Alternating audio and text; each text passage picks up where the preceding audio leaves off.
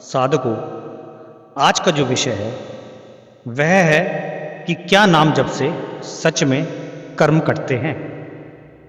तो साधकों, जब कोई व्यक्ति आध्यात्मिक मार्ग पर चलता है और नाम जप शुरू करता है तो उसके मन में एक बहुत गहरा प्रश्न उठता है।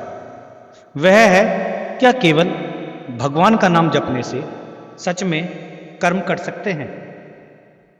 क्या यह केवल भक्ति की भावना है या इसके पीछे कोई गहरा आध्यात्मिक विज्ञान छिपा हुआ है? क्योंकि हम सभी जानते हैं कि कर्म का सिद्धांत बहुत कठोर माना गया है। शास्त्र कहते हैं, जैसा कर्म वैसा फल। जो कर्म किया गया है उसका फल अवश्य भोगना पड़ता है। लेकिन फिर संत और महापुरुष यह क्यों कहते हैं कि नाम जप से जन्म जन्म के कर्म भी कट सकते हैं? क्या यह संभव है? क्या सच में केवल भगवान का नाम इतना शक्तिशाली हो सकता है कि वह कर्मों की जंजीरों को तोड़ दे? आज हम इसी गहरे रहस्य को समझेंगे, शास्त्रों की दृष्टि से भी और साधकों के अनुभवों की दृष्टि से भी। और जब आप इस रहस्य को समझेंगे तो संभव है कि नाम जप के प्रति आपकी श्रद्धा कई गुना बढ़ जाए। तो साधकों, सबसे पहले जानते हैं कि कर्म का सिद्धांत क्या है। सबसे पहले हमें यह समझना होगा कि कर्म वास्तव में होता क्या है।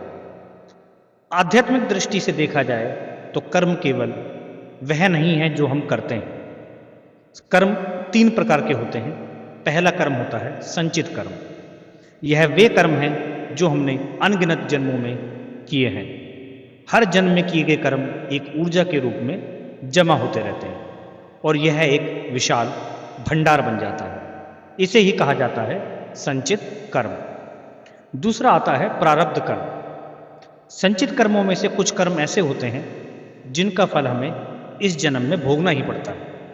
इन्हीं कर्मों को कहते हैं प्रारब्ध कर्म और यही हमारे जीवन की परिस्थितियां बनाते हैं।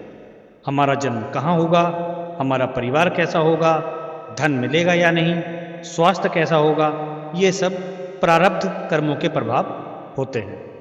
तीसरा जो कर्म होता है वह होता है क्रियमाण कर्म।